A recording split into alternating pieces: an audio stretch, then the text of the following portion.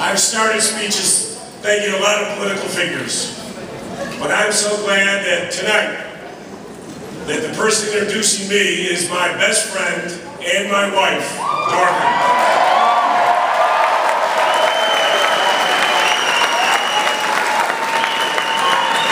And I want you to know, just a few weeks ago, we celebrated our 25th wedding anniversary. When we decided to do this campaign, we decided together because we understood that it was a journey that we were all going to have to take together. And Dorothy, I could not be happier than to have you standing at my side tonight. Thank you, Dorothy.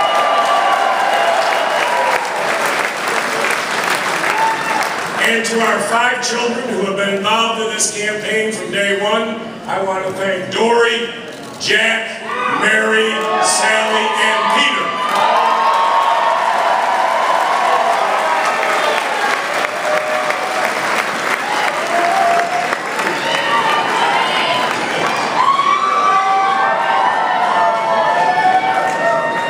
All 7 of us are so incredibly grateful to the most amazing volunteers and team leaders ever assembled in the history of a governor's campaign.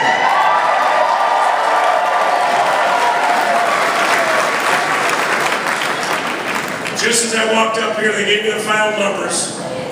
Since January, you have knocked on 2.5 million doors in the Commonwealth of Virginia.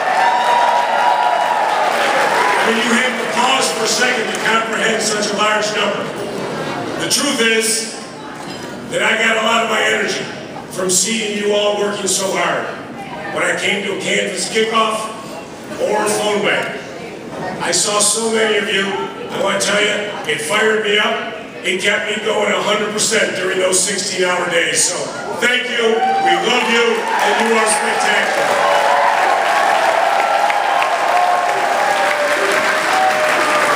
I know all of you gave up time from your family because you believe this election was so important.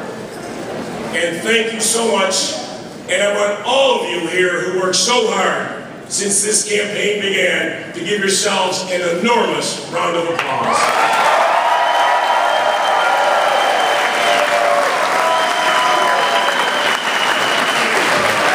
And I want to thank, and I don't have words to really express, but I want to thank my extraordinary campaign staff, particularly the field team, for what they did to break records all over Virginia. Give yourselves a campaign record.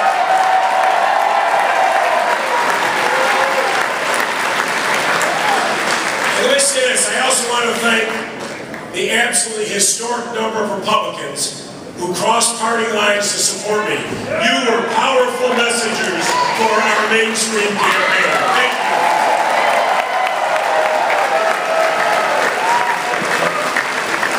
Most importantly, I want to thank the voters of Virginia who went out and voted for us today.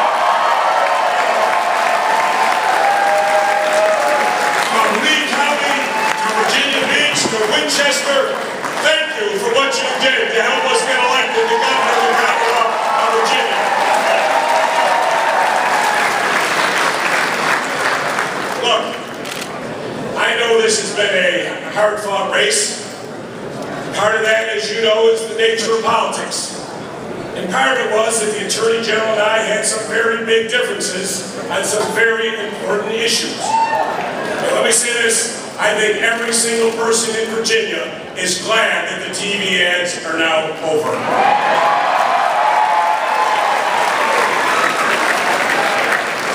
And I know that passions are high, but I think it's important to recognize that while the Attorney General and I have a lot of differences, he is a principled man who has sacrificed an enormous amount of time away from his family. I thank Ken Cuccinelli for his service and dedication to the Commonwealth of Virginia.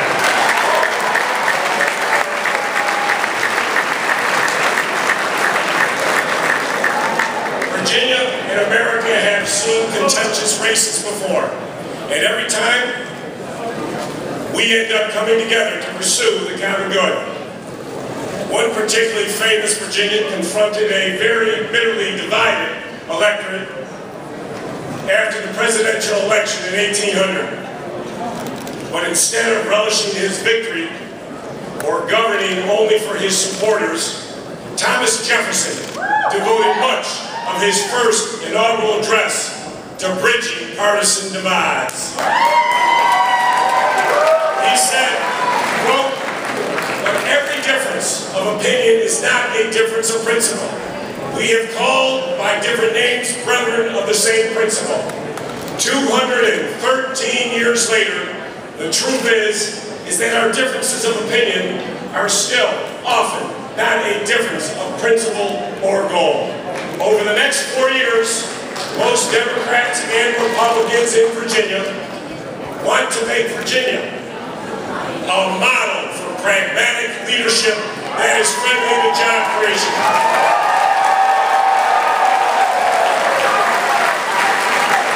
A model for strong schools that prepare our students for the jobs of tomorrow. A model for welcoming the best and brightest scientists and innovators, no matter your race, gender, religion, or whom you love.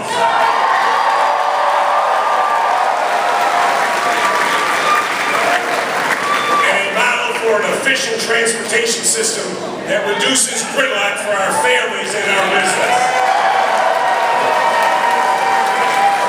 And all this is only possible if Virginia is also the model for bipartisan cooperation.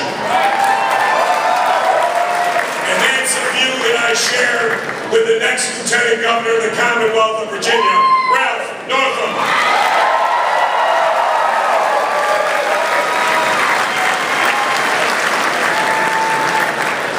Well, there are a lot of proud Democrats here, and aren't we proud tonight, folks?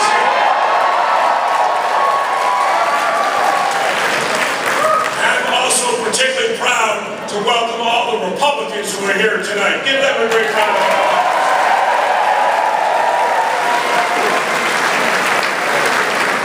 The truth is that this election was never a choice between Democrats and Republicans.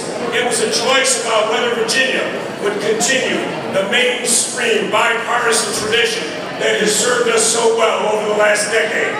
At a time when Washington was often broken, just think about what Virginia has been able to accomplish when we work together. Under Governor Mark Warner, we preserved our AAA bond rating, and he made the single largest investment in K-12 education in Virginia history. Under Governor Tim Kaine, we were honored as the best state to do business, the best managed state, and he prudently guided us through the Great Recession. And let me say this. Under Governor Bob McDonnell, our unemployment is one of the lowest on the East Coast, and we passed the first transportation funding in 27 years with bipartisan support. Now, during the next 4 years, it will be my obligation and honor to continue that tradition. And to get started, over the next 3 months, I am going to work hard to reach out to every single Republican in the General Assembly. I want to listen to them, and I want to work with them so we can advance our shared goals.